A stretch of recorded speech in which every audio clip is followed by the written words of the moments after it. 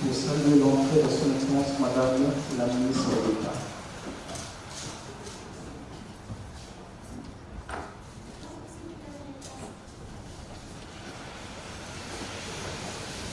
Comme une première prise de contact après si longtemps, c'est peut-être une bonne façon de se rencontrer à nouveau. Et évidemment, on va voir comment on pourra accommoder les demandes pour les réunions individuelles.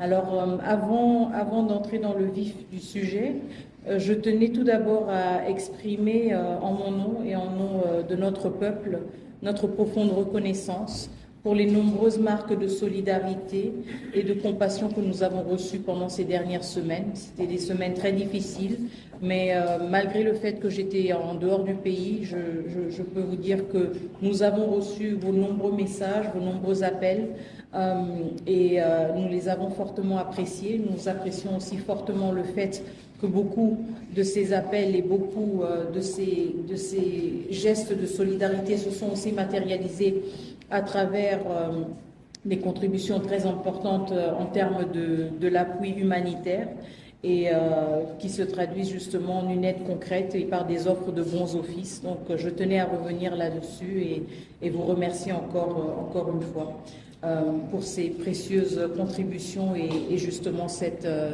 démonstration continue de solidarité. Et même s'il y a quand même un certain temps qui est passé, je tenais aussi, en mon nom propre, à saisir cette occasion pour réitérer clairement notre condamnation des attaques contre plusieurs missions diplomatiques survenues pendant les dernières semaines du mois de janvier. Je sais qu'il y a eu plusieurs prises de position au niveau du gouvernement, mais en ma qualité de ministre des Affaires étrangères, je tenais vraiment à réitérer ce message encore une fois et réitérer aussi le fait que ces actes sont inacceptables et vont complètement à l'encontre des principes fondamentaux et du droit international, mais surtout notre perception à nous-mêmes, de la diplomatie et comment nous souhaitons engager des relations constructives avec nos différents partenaires. Nous avons quand même réitéré le fait que le processus de Nairobi restait une option et la seule issue pour le M23. Et encore une fois, je réitère aussi le fait que le président honoraire Kenyatta, facilitateur du processus de Nairobi, a la pleine confiance du président Tshisekedi, qui lui a donné justement carte blanche de faire usage de son rôle en tant que facilitateur pour engager les différents groupes armés en fonction aussi de son évaluation. À cet effet, il y a des échanges continus entre les chefs d'État, surtout entre le président Tshisekedi et Lorenzo. Je ne vais pas entrer dans les détails, évidemment.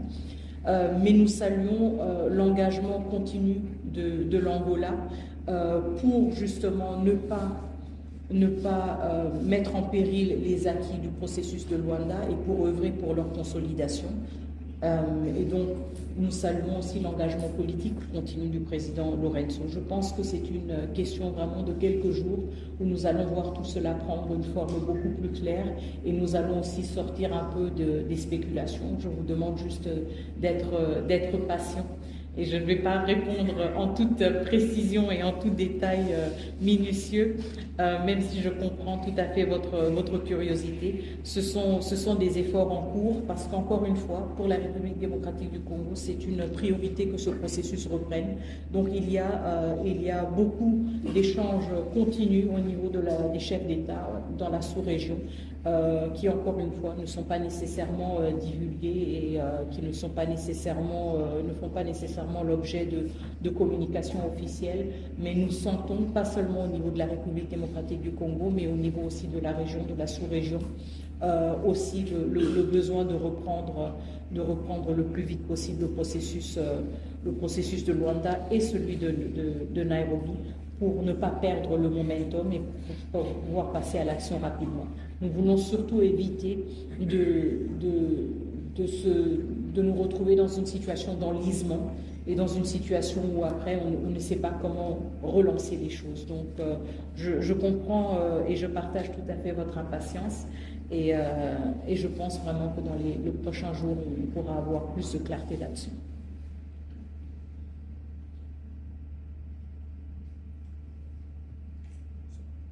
Et je sais qu'il y a une activité de la présidence qui est prévue dans quelques minutes, donc je ne vais pas vous retenir plus longtemps. Je voudrais juste réitérer encore une fois aussi mes remerciements sincères pour votre présence. Je sais que nous avons eu à changer de programme quelques fois. Merci pour votre flexibilité. Et j'espère qu'on pourra se retrouver dans ce format ou dans un format différent dans les prochaines semaines.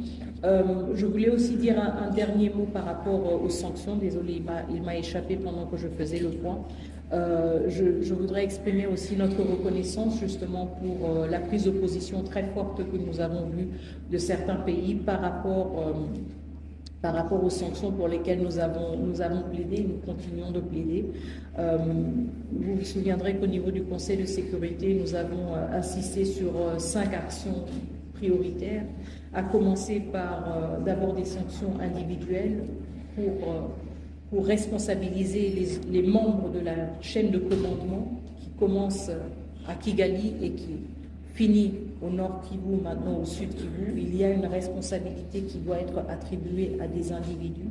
Et donc nous saluons aussi le courage de certains États membres des Nations Unies de prendre aussi des actions fermes contre des individus. Le deuxième point était lié aux ressources naturelles et l'exploitation illicite des ressources naturelles. Nous avons, à travers le rapport du groupe d'experts, au-delà de nos propres rapports, établi un lien direct entre l'exploitation de ressources naturelles en République démocratique du Congo et ensuite leur exportation au Rwanda, raison pour laquelle nous appelons à un embargo pour certaines ressources naturelles du Rwanda, puisque nous savons qu'elles viennent de la République démocratique du Congo et que nous sommes conscients des circonstances dans lesquelles ces ressources sont exploitées. Le troisième point est lié au statut du Rwanda en tant que pays contributeur de troupes aux Nations Unies. Nous pensons que c'est quelque chose d'extrêmement préoccupant, profondément préoccupante. Pour moi, je le dis en toute transparence, en tant qu'ancienne du peacekeeping, ancienne des Nations Unies, c'est quelque chose d'extrêmement préoccupant de voir un des plus grands pays contributeurs de troupes aux missions de maintien de la paix des Nations Unies être lui-même auteur non seulement de violences directes contre des casques bleus, mais aussi de violences indirectes contre les installations des Nations Unies et contre leur capacité à exécuter leur mandat. Je pense qu'il y a une telle dissonance entre cette posture et les principes des Nations Unies qu'elle devrait nous interpeller tous par rapport à ce statut qui est quand même aussi un privilège de représenter et de porter sur son uniforme le drapeau des Nations Unies. Je pense que cela mérite justement d'être réexaminé. Nous avons aussi comme quatrième point, qui était en fait le premier point, désolé, insisté sur le retrait des troupes rwandaises du territoire de la République démocratique du Congo. Et le cinquième point, qui m'échappe toujours, le cinquième point, pardon. Ah, très bien, la traçabilité des armes, justement. Donc, vous vous souviendrez aussi, surtout pour ceux qui suivent la République démocratique du Congo et sa péripétie au Conseil de sécurité depuis plusieurs décennies, vous savez aussi que la République démocratique du Congo était sous embargo d'armes, mais aussi plus tard dans un système, si vous voulez, de notification obligatoire pour tout achat d'armes. Et c'est ce que nous exigeons par rapport au Rwanda. Il ne s'agit pas d'un embargo d'armes, mais il s'agit d'une meilleure traçabilité de ces armes. Donc il s'agit aussi d'utiliser des instruments que le Conseil de sécurité a eu à utiliser par le passé dans la région des Grands Lacs pour assurer une meilleure traçabilité des armes. Nous voulons avoir une plus grande transparence et être mieux en mesure de retracer les armes qui se retrouvent en RDC par rapport à leur achat, et nous pensons que cette obligation de notification serait un instrument important pour assurer cela et pour assurer une plus grande transparence.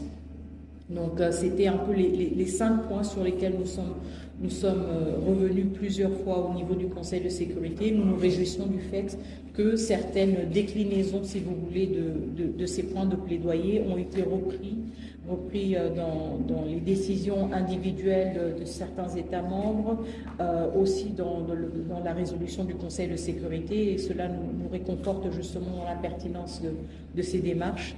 Et nous continuons à insister sur le fait que le Conseil de sécurité et la communauté internationale devraient continuer à faire usage de ces différents mécanismes et instruments pour une plus grande redevabilité, mais aussi, et je pense que ça c'est un point important, mais aussi ne pas sous-estimer le potentiel de sanctions pour éviter encore plus de violence.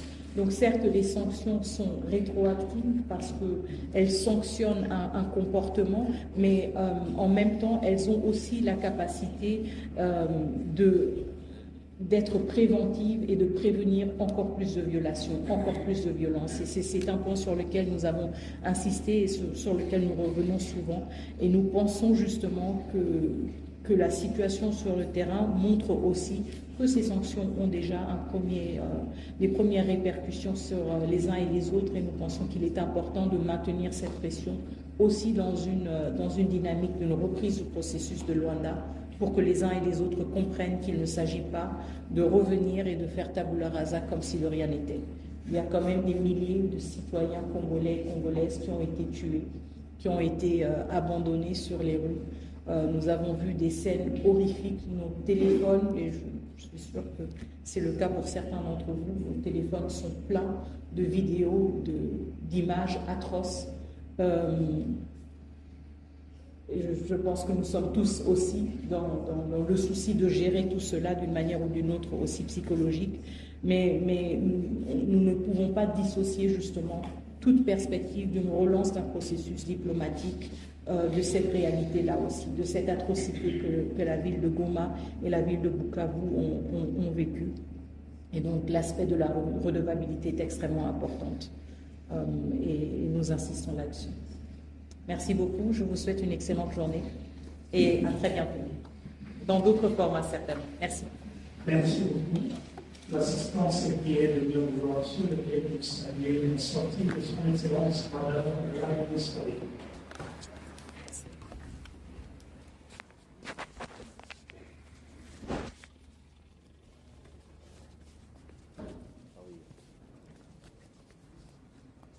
Au revoir.